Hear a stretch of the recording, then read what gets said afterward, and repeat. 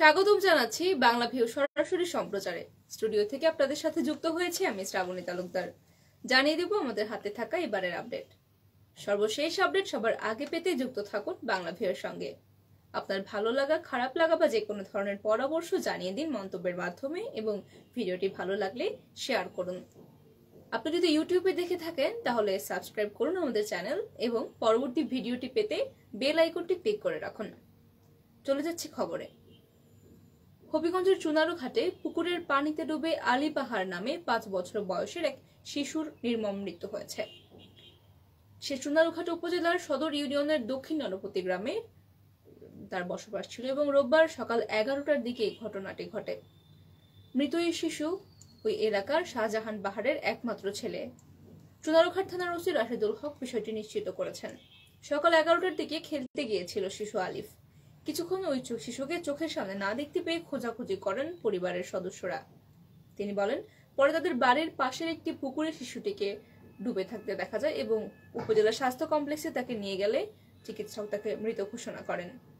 পরে বিকেল 3টা 30 মিনিটে পারিবারিক কবরস্থানে তার দাফন করা হয়।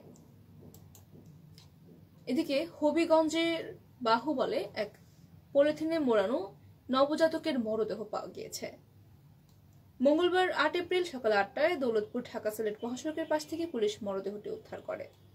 পরে ময়নাতদন্তের জন্য মর্গে পাঠানো হয়। পুলিশ এবং স্থানীয় সূত্রে জানা যায়, সকালে এক স্থানীয় কৃষক দৌলতপুর ব্রিজের পাশে একটি সাদা পলিথিন দেখতে পান এবং পলিথিনটি দেখে তার সন্দেহ হলে তিনি গিয়ে খুলে দেখেন পলিথিনের ভিতরে একটি শিশুর মৃতদেহ। এরপর পুলিশকে খবর দিলে পুলিশ গিয়ে মরদেহটি উদ্ধার করে এবং ময়নাতদন্তের জন্য হবিগঞ্জ হাসপাতালে পাঠায়। বাহুবল মডেল থানার ভারপ্রাপ্ত কর্মকর্তা মোহাম্মদ কামরুজ্জামান জানিয়েছেন, এভাবে একটি শিশুকে ফেলে যাওয়াটি অত্যন্ত দুঃখজনক এবং মর্মান্তিক। এই ব্যাপারে তারা আইনত ব্যবস্থা নিচ্ছেন। সুপ্রিয় দর্শক শ্রোতা, এই ছিল আমাদের হাতে থাকা আজকের আপডেট। এতক্ষণ যারা সঙ্গে ছিলেন সকলকে অসংখ্য ধন্যবাদ।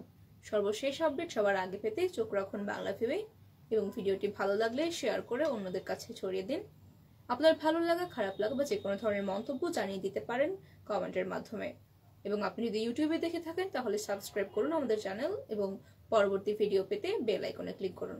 এতক্ষণ সঙ্গে থাকার জন্য সকলকে অসংখ্য ধন্যবাদ।